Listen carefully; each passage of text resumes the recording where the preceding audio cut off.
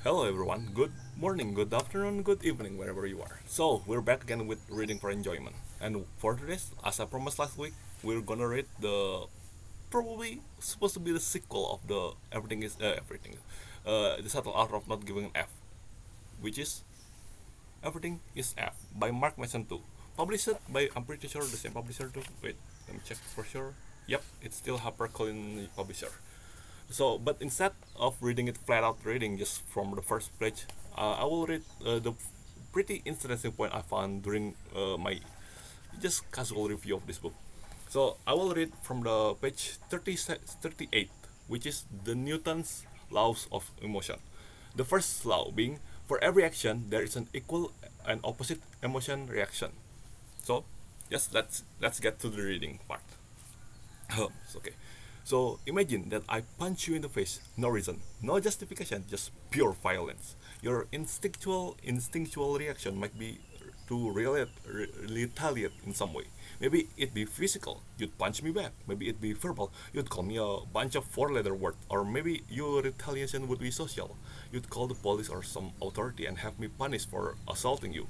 Regardless of your responses, you will feel a rush of negative emotion directed toward me, and rightly so. Clearly, I'm an awful person after all. The idea that I get to cause the pain with no justification without your deserving pain generates a sense of injustice between us, a kind of moral gap open between us. The sense that one of us is inherently righteous and the other is inferiorly piece of crap. Pain causes moral gaps, and not just for people. If a dog bites you, your instinct is to punish it. If you stop your toe on the coffee table, what you do? You yell at the damn coffee table. If your home is washed away in a flood, you are overcome with grief and become furious at God, the universe, life itself. These are moral gaps. They are a sense that something wrong has just happened and you or someone else deserve to be made whole again. Wherever there is a pain, there is always an inherent sense of superiority or inferiority. There's always pain. When confronted with moral gaps, we develop overwhelming emotion toward equalization or a return of moral equality. These desires for equalization take the form of sense of deserving because I punch you. So you feel I deserve to be punched back or punished in some way. This feeling of my deserving pain will cause you to have strong emotion about me, mostly likely anger. You will also have strong emotion around the feeling that you didn't deserve to be punched, that you did nothing wrong, and that you deserve better treatment from me and everyone else around you. This feeling might take form of sadness, self-pity, and confusion. The whole sense of deserving something is a value judgment we make in the face of moral gap.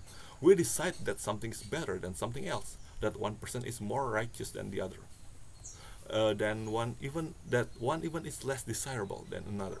Moral gaps are where our values are born. Now, let's say pretend I apologize to punching you. I say, hey, reader, that was totally unfair, and wow, I was way out of the line. That will never happen like ever again. And as a symbol of my overwhelming regret and guilt, here, I bake you a cake. Oh, and here's $100. Enjoy. Let's also pretend that this is somehow satisfy you. You accept my apology and this and my cake and the $100 and the genuinely feel that everything is fine. We're now equalized. The moral gap that was between us is gone now. I've made up for it. You might even say we're even neither of us is a better or worse person than the other. Neither of us deserve better or worse treatment than the other any longer. We're operating on the same moral plane. Equalizing like this restore hope. It means that there's nothing necessarily wrong with you or wrong with the world. That you can go about your day and with a sense of self-control, $100 and sweet as cake. That's a win for me.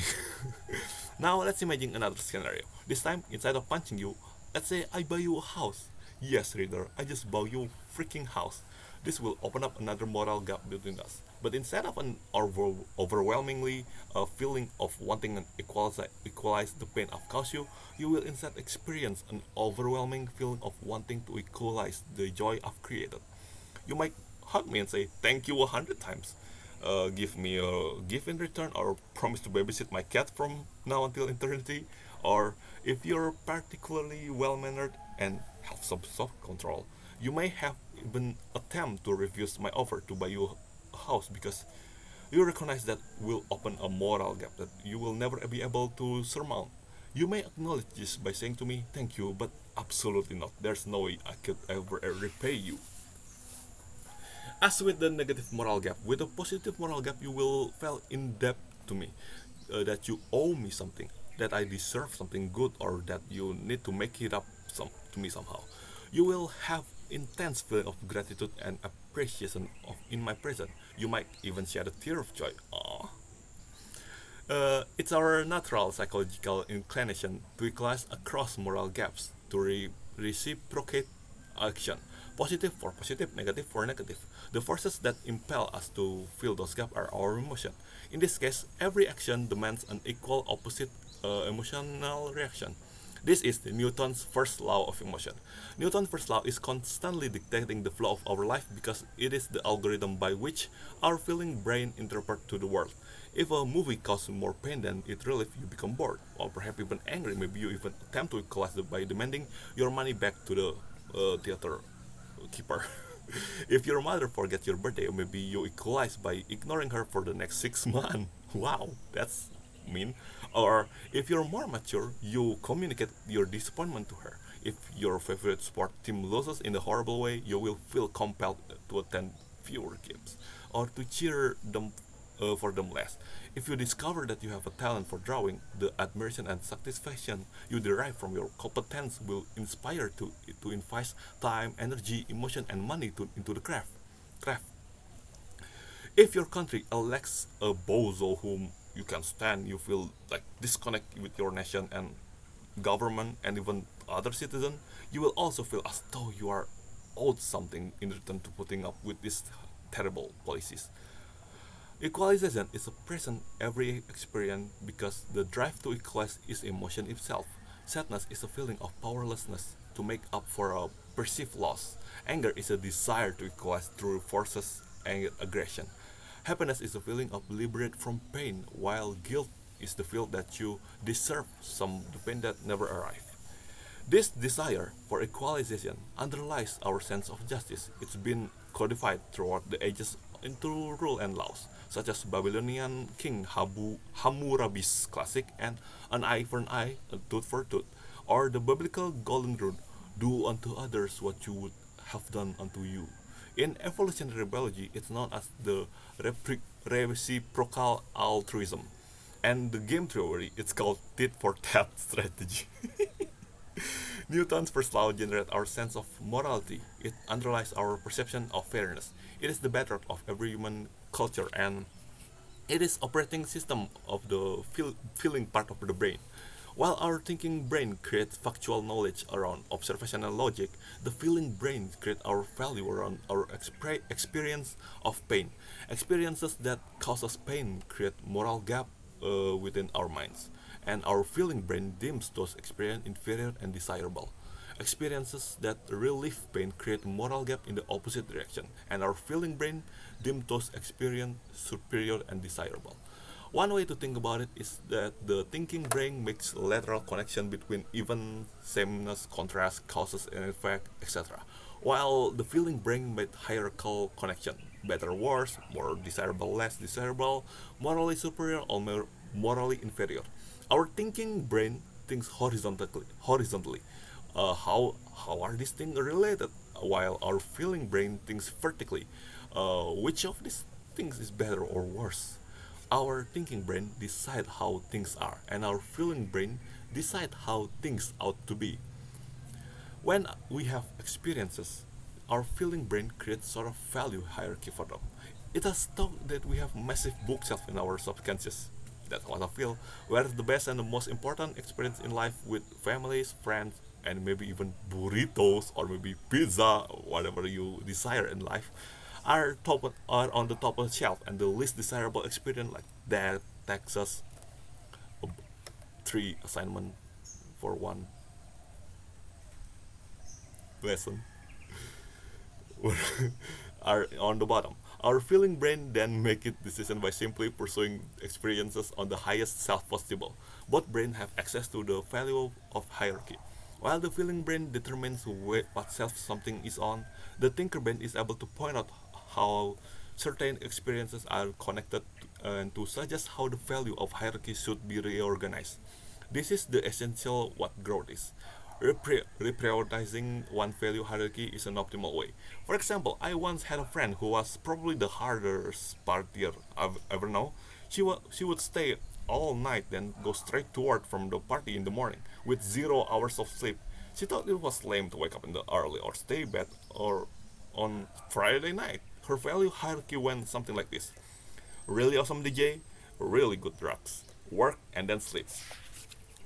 One could predict her behavior solely from this hierarchy. She'd rather work than sleep. She'd rather party and get freaked than work. And then everything was about the music. Then she did one of those volunteer abroad things where young people spend a couple months working with orphans and third world country, and well, that changed everything. The experience was so emotionally powerful that it completely rearranged her value hierarchy. Her hierarchy now looks something like this: one, saving children from unnecessary suffering; work, sleep, and then parties. Okay. That makes sense actually. And suddenly, as if by magic, the party stopped being fun. Why? Because they interfered with her new top value, helping suffering kids. She switched her career and was all about work now. She stayed in most nights and she didn't drink or do drugs. She slept well. After all, she needed a ton of energy to save the world. Her party friends looked at her and pitied her. They judged her by their values, which were her old values. Poor party girl has to go to bed and gets up for every morning. Poor party girl can stay doing MDMA every weekend. But here's the funny thing about value hierarchies. When they change, you don't actually lose anything. It's not any friend that decide to start giving up the parties for her career. It's that the parties stop being fun. That's because fun is the product of our value hierarchies. When we stop that, because fun is the product of our wait. When we stop when we stop valuing something, it ceases to be fun or interesting to us. Therefore, there is no sense of loss, no sense of missing out or when we stop doing it. On the contrary, we look back and wonder how we ever spent so much time caring about such a silly and trivial thing. We waste so much energy on issue that cost didn't go matter anywhere. These pangs of regret or embarrassment are good. They signify growth, and they are the product of our achieving, and they are the product of our achieving our hopes. That's all for Newton's first law of emotion. So thank you all for watching. See you next week with the second law of Newton's laws of emotion. Anyway, I think tomorrow I will also upload for the other assignment. So check it out. See you next time. Peace.